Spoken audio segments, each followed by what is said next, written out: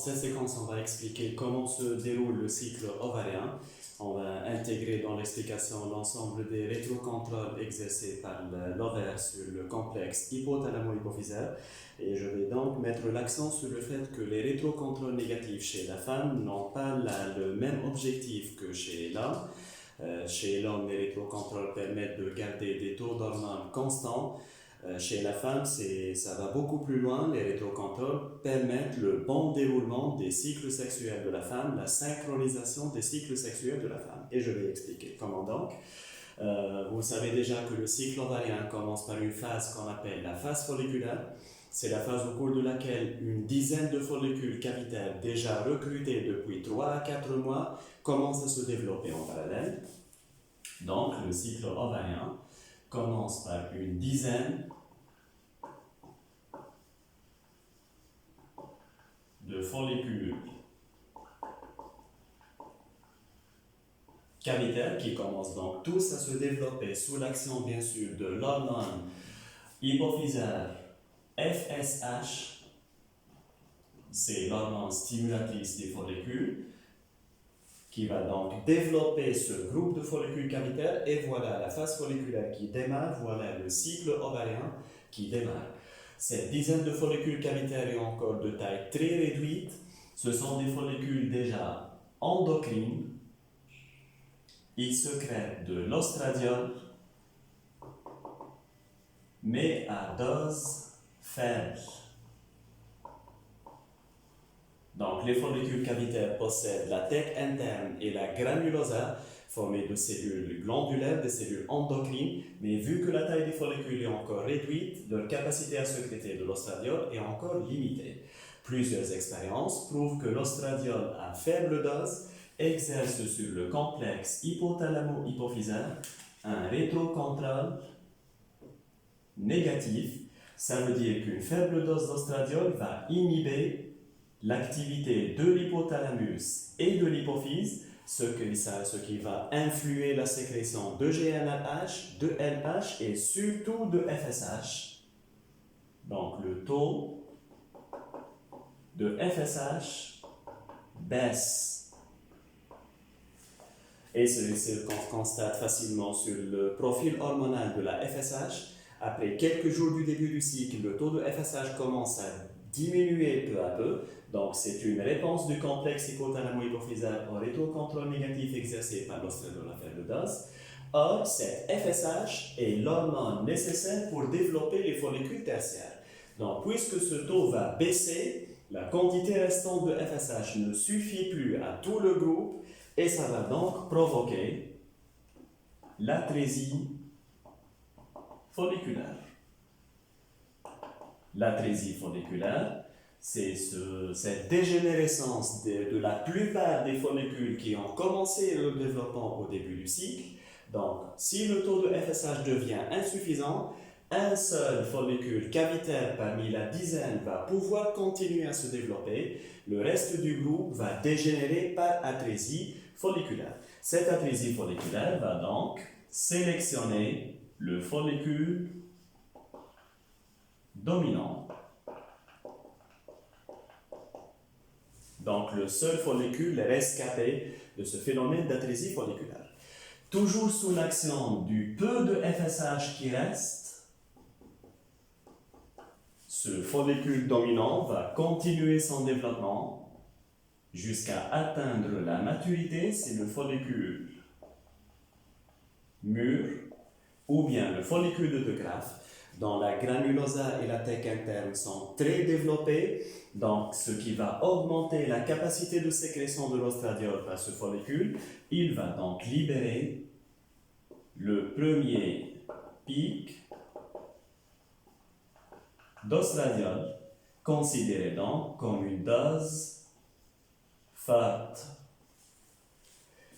Des expériences prouvent aussi que l'ostradiol à forte dose stimule l'activité du complexe hypothalamo-hypophysaire. C'est ce qu'on appelle le rétrocontrôle positif. Donc, rétrocontrôle, puisque c'est une action de l'ovaire sur le complexe hypothalamo-hypophysaire. Positif, parce qu'il s'agit d'une stimulation de l'activité du complexe hypothalamo-hypophysaire. Donc, comment va répondre ce complexe? Il va d'abord libérer un pic de GNRH. Par causalité, ce pic de GNRH va provoquer les pics de LH et de FSH qu'on qualifie de pics ovulatoires ou bien la décharge ovulante. Donc, c'est ce petit pic de FSH accompagné surtout par un grand pic de LH qu'on va enregistrer juste avant l'ovulation, à peu près un jour avant l'ovulation. Ces pics sont qualifiés d'ovulatoires parce qu'ils provoquent l'éclatement du follicule. Donc, le follicule sera rompu et il va donc expulser l'ovocyte bloqué en métaphase 2 qui sera bien sûr recueilli par le pavillon, ensuite la trompe de Fallope, en attendant l'arrivée des spermatozoïdes.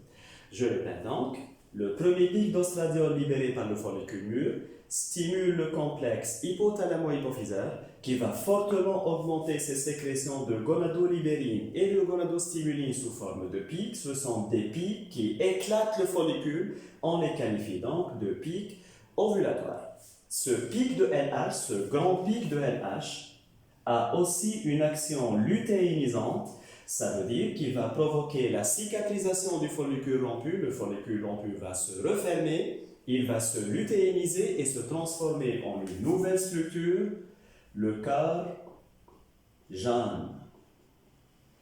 Le corps jaune se développe grâce donc à l'hormone lutéinisante LH. Donc, le taux de LH va permettre, le taux de LH qui existe juste après l'ovulation, va permettre au corps jaune de commencer à se développer jusqu'à arriver au jour 21 où le taux de LH ne va plus suffire. Pourquoi? Parce que le corps jaune sécrète de la progestérone, plus bien sûr une certaine quantité d'ostradiol. La progestérone et l'ostradiol exercent sur le complexe hypothalamo-hypophysaire un rétrocontrôle négatif. Donc, la progestérone, comme pour la testostérone chez l'homme, est une hormone qui freine l'activité du complexe hypothalamo-hypophysaire. Donc, le taux de LH devient insuffisant. Donc, LH insuffisante pourquoi? Insuffisante pour continuer à développer le corps jaune. Donc, si ce taux de LH ne suffit plus pour développer le corps jaune, qu'est-ce qui va arriver à ce corps jaune? Donc, le corps jaune va entrer en régression tant qu'il n'y a pas eu fécondation.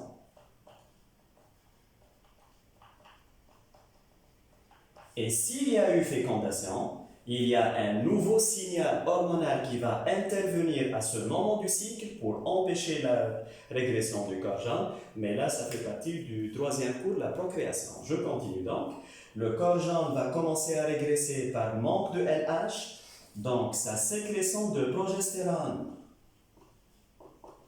va chuter. Donc, le taux de progestérone chute. La progestérone exercer son rétrocontrôle négatif. Si son taux chute, c'est qu'il va y avoir une levée d'inhibition.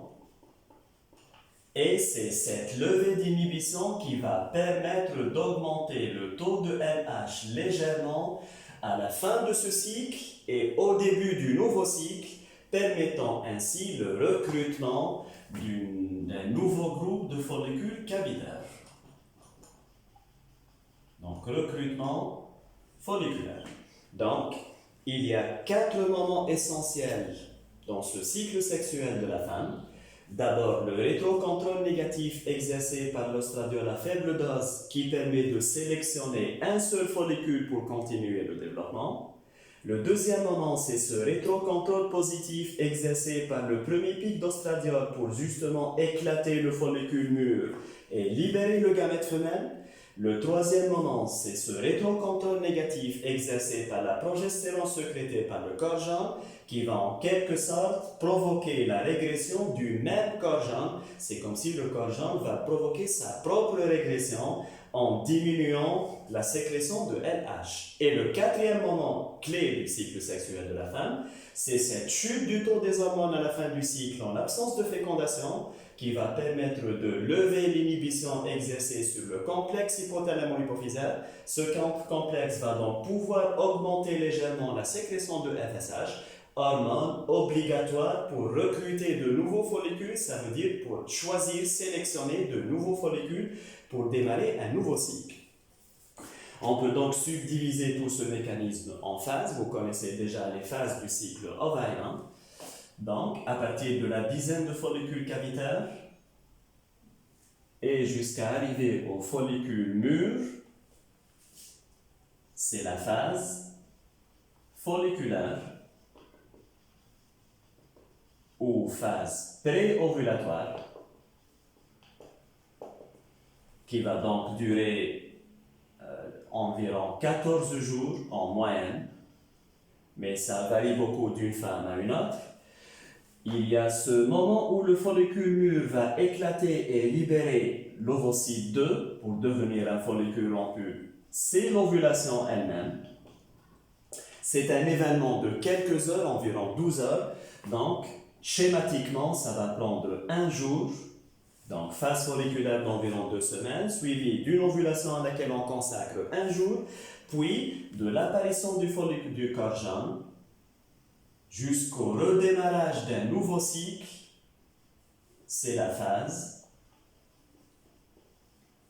post-ovulatoire ou phase lutéinique. Donc voilà un terme qui nous ramène à la lutéinisation du follicule rompu en corps jeune, et c'est une phase qui va exactement durer 14 jours, bien sûr en absence d'anomalies, en absence de problèmes, de dysfonctionnement au niveau de la fonction reproductrice de la femme. Ajoutons donc que la transformation du follicule rompu en corps jeune, c'est la lutéinisation.